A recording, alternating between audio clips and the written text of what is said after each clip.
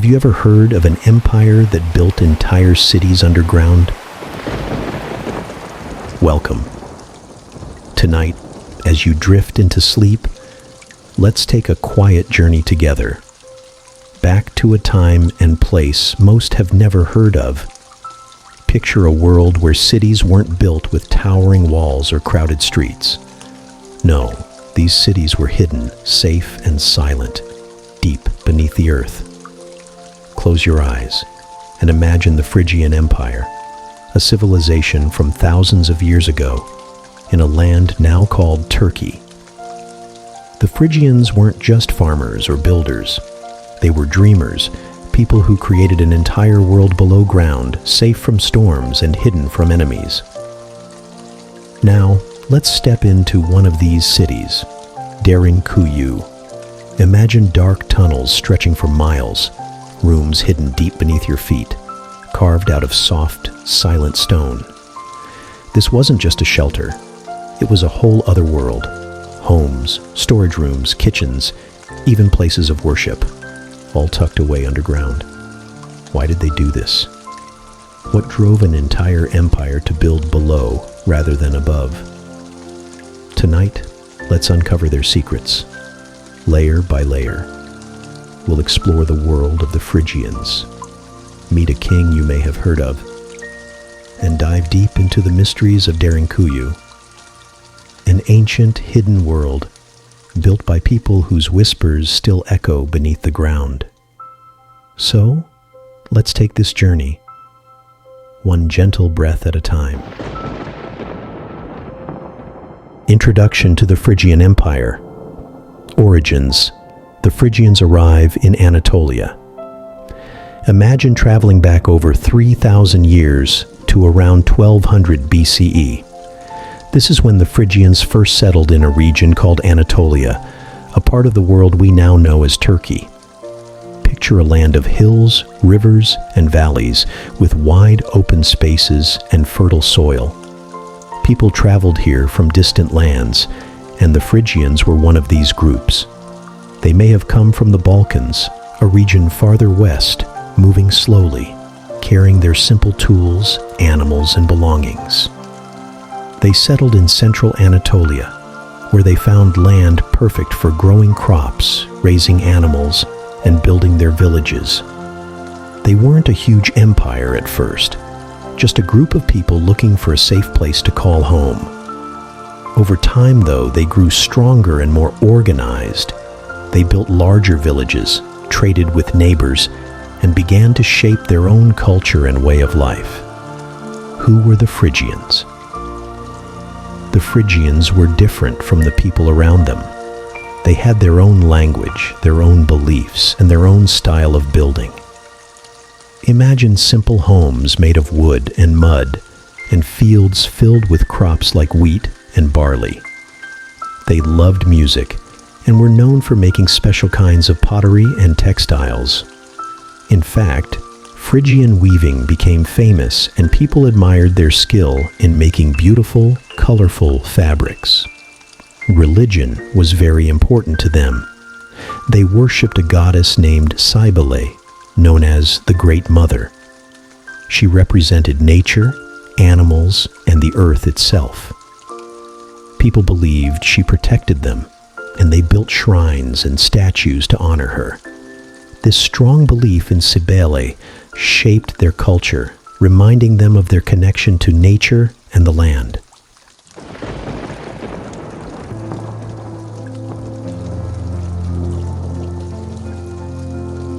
The rise of Phrygia and the story of King Midas. The Phrygians eventually became more organized and powerful. They had leaders, and they formed an early kind of government to make rules and keep people safe.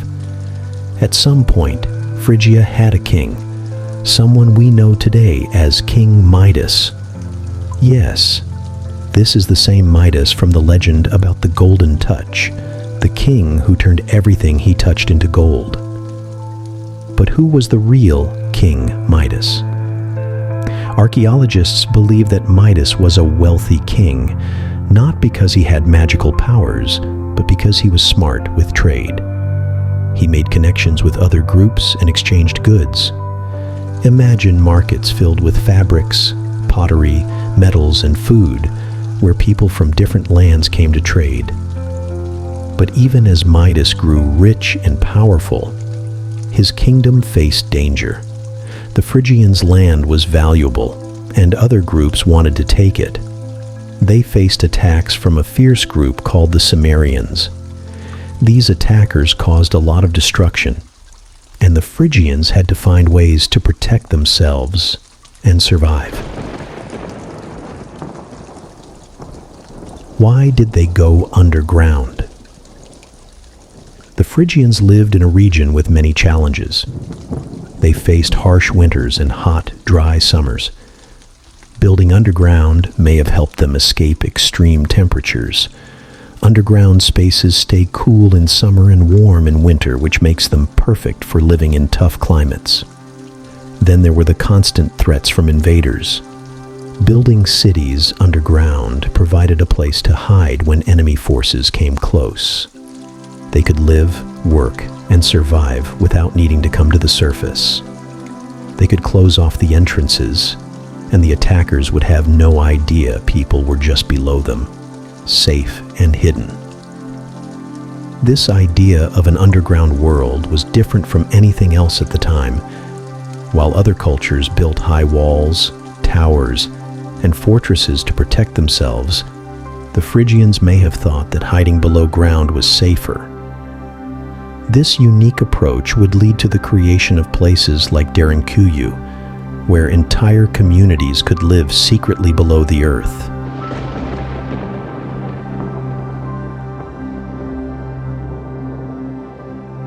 Phrygian Empire, origins and influence, origins and migration. The Phrygians likely migrated into Anatolia around 1200 BCE, possibly during the upheavals of the Late Bronze Age collapse, which saw major civilizations like the Hittites weakened or destroyed. Linguistic and cultural evidence suggests that the Phrygians originated from the Balkans and moved into central Anatolia in waves, gradually settling in areas previously held by the Hittites.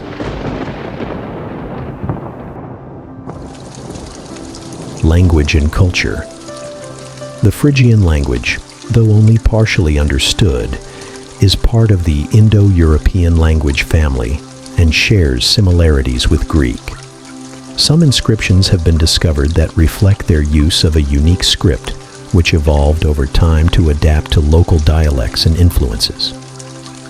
Phrygian culture is often associated with a deep emphasis on music, craftsmanship, and religion, particularly centered around their goddess Cybele, known as the Mountain Mother, or Magna Mater, Great Mother. Her worship, which involved rituals and music, was integral to their religious identity and later influenced Greek and Roman traditions. Phrygian weaving and pottery archaeological findings show that Phrygian textiles and pottery were highly valued. Phrygian weavers produced intricate fabrics and rugs that were traded widely, and Phrygian pottery, often decorated with geometric designs, shows their artistic identity and connections with neighboring cultures. These goods were found in trade networks across Anatolia and into the Mediterranean, underscoring their economic significance in the region. King Midas and the Cimmerian invasion. King Midas, a historical figure who ruled during the 8th century BCE, is widely known in Greek mythology for the Golden Touch legend. However, historical accounts reveal a ruler who developed Phrygia's wealth through trade and alliances.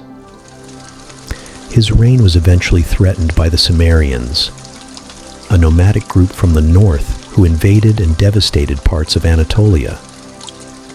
This event, documented by Assyrian sources and archaeological evidence of burned settlements, may have contributed to the decline of the Phrygian kingdom.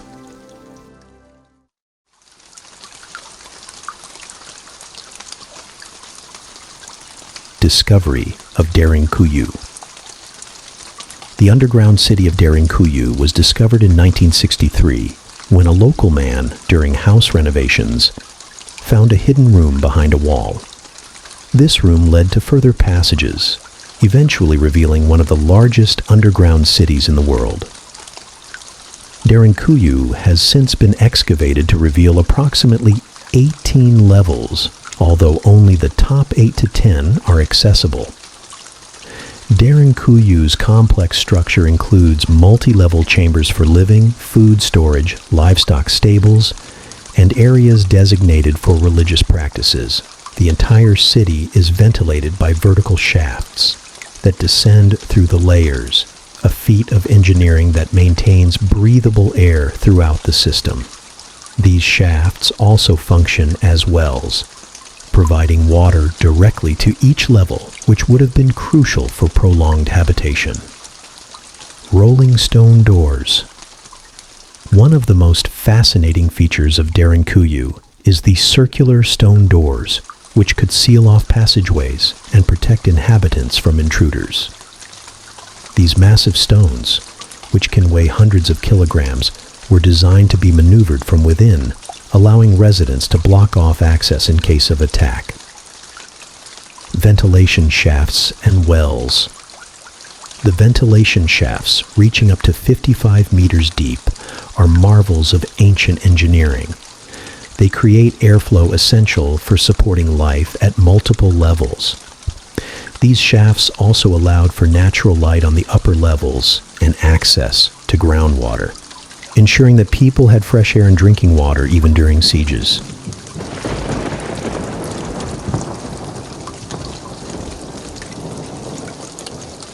Community areas. Derinkuyu contains kitchens with stone ovens, storage rooms for grain and wine, communal areas, and chapels, suggesting a socially organized space where inhabitants could live, work, and worship. The presence of these communal spaces suggests long-term habitation, likely by entire families or communities during times of need. Historical and cultural context. Derinkuyu is part of a network of more than 200 underground cities in the Cappadocia region, most of which remain unexplored.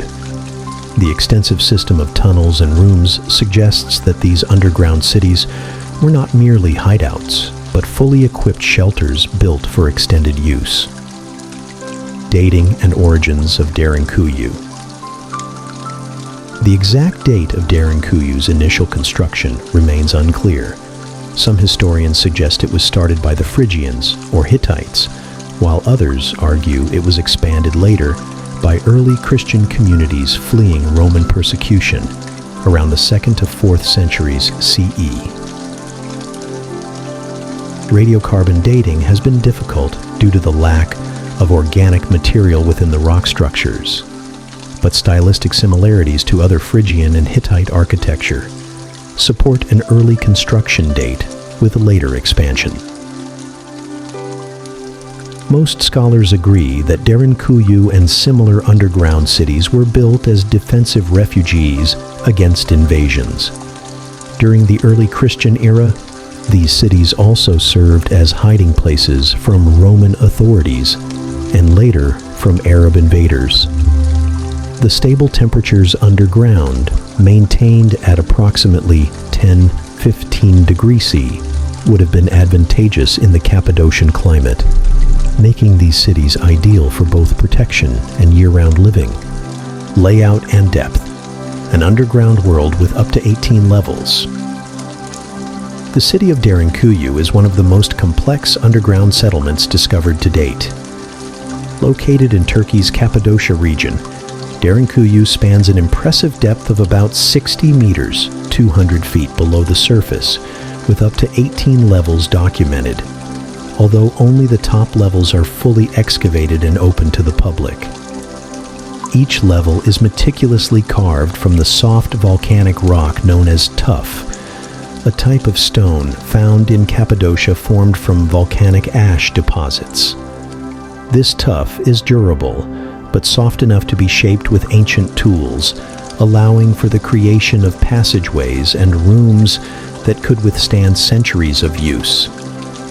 Archaeologists believe that Derinkuyu was designed as a comprehensive living space, with its levels organized around specific functions. The uppermost levels contain communal spaces such as kitchens and gathering rooms, while deeper levels house storage areas, chapels, and secure passageways. The organization of these rooms suggests that the inhabitants had thought carefully about how best to structure the space for long-term living, with accessible rooms for everyday use and deeper hidden chambers for more specialized functions. Depth and access. The city was accessed through various entrances hidden in plain sight, some likely concealed under houses or barns. Once inside, each level connected through narrow, steep staircases that wound downwards into the earth. These stairways were deliberately narrow, forcing people to descend one at a time, which would have been advantageous for defensive purposes, as invaders would be unable to enter in large groups. Community facilities, kitchens, storage, and places of worship.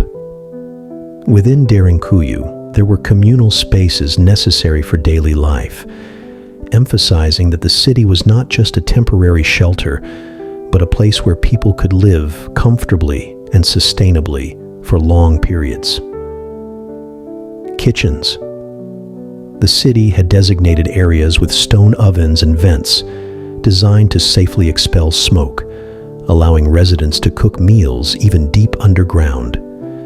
These kitchens were located on upper levels to reduce smoke accumulation in lower chambers and were large enough to serve multiple families. Storage rooms. The presence of numerous storage rooms for grains, wine, oil, and preserved foods suggests a focus on long-term subsistence. Storage rooms were placed on mid to lower levels to maintain a stable, cool temperature, ideal for preserving food. Some storage spaces had vats and presses, which experts believe were used to make wine and oil, key goods in the ancient Anatolian diet and economy. Wells and water supply. Wells drilled from the surface provided fresh water throughout the city. These wells could reach down to lower levels, ensuring a reliable water source, which would have been essential for survival. Many of these wells could be sealed off from within, allowing residents to prevent contamination or cut off water in the event of an invasion from above. Places of worship and religious significance. Derinkuyu includes several chapels, identified by altars and architectural features typical of early Christian worship spaces, such as arches and small niches for icons. These chapels indicate that religion played an integral role in the lives of Derinkuyu's inhabitants. Some historians theorize that these places of worship were built later during the Byzantine era, as the Cappadocia region became a refuge for early Christians. However, the presence of spaces for ritual use also suggests that the original builders, whether Phrygian, Hittite, or another culture, may have had spiritual practices tied to their underground refuge. Defensive elements, stone doors, and secret passageways. One of the most impressive aspects of Derinkuyu's design is its defense mechanisms, given the turbulent history of Anatolia. With frequent invasions and political shifts, it's understandable that the builders prioritized defense. Rolling stone doors. Each level of Derinkuyu has large circular stone doors, which could be rolled across the entrance to block it off completely. These doors, which could weigh up to 500 kilograms, over 1,000 pounds, were strategically placed so that they could be operated only from within, preventing entry by outsiders. The doors had central holes, which might have allowed defenders to see or spear potential invaders through them.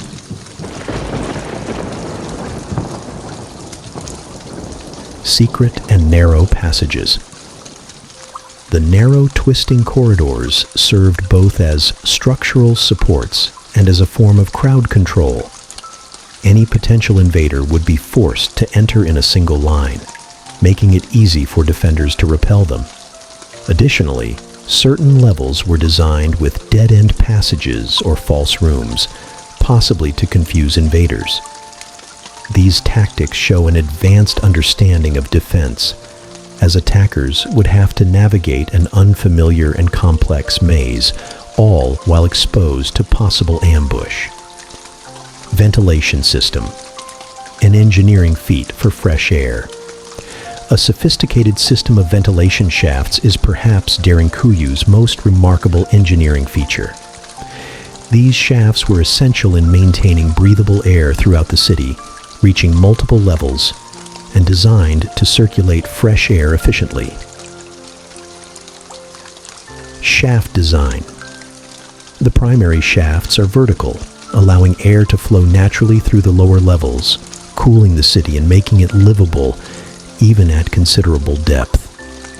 The positioning and size of the shafts would have allowed for airflow without creating excessive drafts or dust. Temperature control. The underground structure provided natural insulation, with temperatures remaining between 10 to 15 degrees Celsius, 50-59 degrees Fahrenheit year-round. This consistency was ideal for both preserving food and creating a livable environment, even during harsh winters or scorching summers. Historians and archaeologists have noted that the complexity of this ventilation system implies a high level of architectural knowledge. Building a system that allowed air to reach the deepest levels while maintaining stability would have required careful planning, making Derinkuyu an engineering marvel of its time. Capacity for tens of thousands.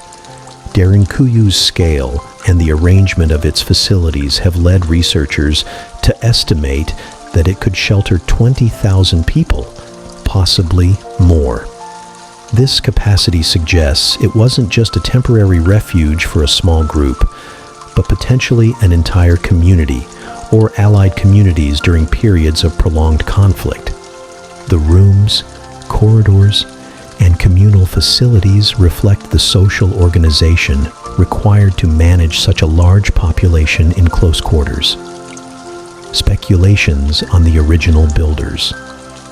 Although scholars are divided on who originally built Derinkuyu, the prevailing theories point to several possibilities. 1. Hittites or Phrygians.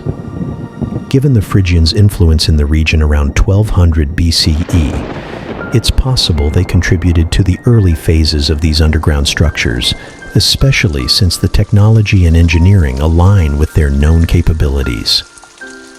2. Later Byzantine inhabitants. Many archaeologists believe that the city was expanded during the Byzantine period, 4th-15th centuries CE, when Cappadocia was a Christian stronghold. The presence of chapels and early Christian iconography supports this theory, suggesting Derinkuyu may have served as a refuge during periods of persecution or invasion by Arab forces. 3. Ancient Proto-Indo-European communities. Some argue that the city may date even earlier, potentially built by pre-Phrygian groups in the region. Given the lack of definitive evidence, this remains speculative but opens the possibility of an even older origin. Why go underground? Theories and speculations. Protection from invaders. A strategic refuge. Throughout its history, Anatolia was a crossroads of civilizations and a frequent target of invasions. The strategic location made it a vital but vulnerable area, regularly exposed to conflict from various powers. Assyrians, Persians, Greeks, Romans, and later Arab invaders. The terrain itself, with its valleys and plains, often left cities open to attack. So underground refuges like Derinkuyu provided essential protection. Sumerian and Assyrian threats. During the 8th and 7th centuries BCE, The Phrygian kingdom was devastated by invasions from the Cimmerians, a nomadic warrior people. This invasion may have driven the Phrygians to consider subterranean options as more sustainable protection. Assyrian records also mention campaigns in the region, and Assyrian tactics often involved the complete subjugation or destruction of resisting cities, further reinforcing the need for hidden and fortified shelters. Later Byzantine-Arab conflict. By the Byzantine period, starting in the 4th century CE, underground cities in Cappadocia became important refuges during the Arab-Byzantine conflicts, which persisted for centuries. Arab armies began to make inroads into Anatolia by the 7th century, and records from this period show that Cappadocia was a key defensive buffer zone for the Byzantine Empire.